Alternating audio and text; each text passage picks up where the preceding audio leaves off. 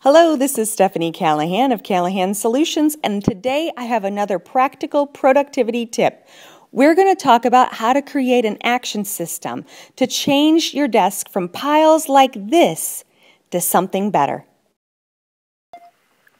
Your desktop and frankly any other horizontal surface are the hardest places to keep clear.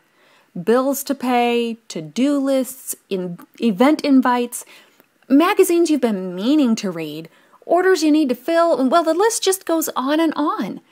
Often we keep things out, either spread around or stacked on our desk and other surfaces because we don't want to forget to do something that we've deemed important or just don't want to forget.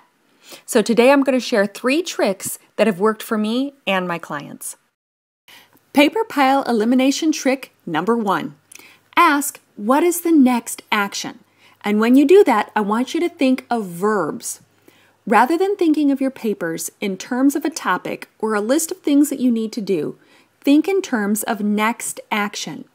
You may have many things that ultimately need to happen with a particular piece of paper, but by only thinking of the next action, you can eliminate overwhelm and process your paper faster. If there's no action necessary, then skip to the 3rd tip I'm going to give you today.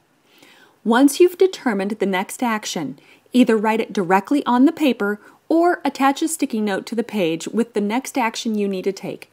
If you know the information, also write down how and when you'll best perform that action. By writing down the action you need to take, you'll save yourself loads of time later when you pick up that paper again. You won't have to redecide what you need to do. Why rethink about an action over and over when you can decide once and move on? The other day I was working with a client and we were going through his paperwork. He picked up a piece of paper that contained a name and phone number of a contact. He told me that his next action was to make a phone call to that person for a project they were working on together. I then asked him if he had everything he needed to make the call successful. No, he didn't. He had to do some quick research first. So the next action was not a phone call. It was the research. Paper pile elimination trick number 2, create an action system. So once you know the next action needed and you've identified all those things by writing your verbs or using those sticky notes, you then sort and organize by the verb. When you have action items, it's okay to mix various projects or topics as long as they're oriented by the type of action you need to take. Now, action systems come in a number of different forms, and I'm going to show you one today.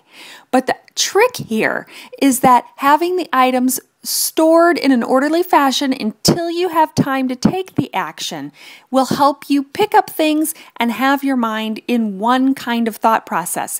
For example, all of your bills that need to be paid, so your pay category, are all in one spot and you don't have to go looking for them. You can manage all your financials at once and then move on to another type of thinking. Some examples could be call, write, review, decide, scan, or even read. The action system is great to keep things looking neat, but you must actually open the folders and take action to get the full benefit. By taking action by verb or type of action, you'll eliminate multitasking, save time, and increase concentration. If possible, it's best to empty each folder in one sitting. Once you've completed the action, ask yourself what's the next action, and then file accordingly. Today, we're going to use a productivity tool called the Sneed Stadium File Organizer. And I'm introducing you to this tool because it's compact, it's lightweight, it's an easy tool to put together, and it's easy to find. You can find it online as well as most office supply stores. The organizer comes with some pre-printed labels that you can use or make your own, and this is what the organizer looks like when it's fully expanded out of the packaging. So, going back to my example, the paper my client had identified with the contact and phone number originally went into a research folder. Once he had completed the research, he added that information to the paper and moved the page from research to the call folder. When the call was complete, he would either toss the paper or file it into permanent reference or assign it a new action based on the results of the call. In this case, the client identified only a few actions, and he identified those based on the paper that was on his desk at the time. We didn't try to fill every single slot.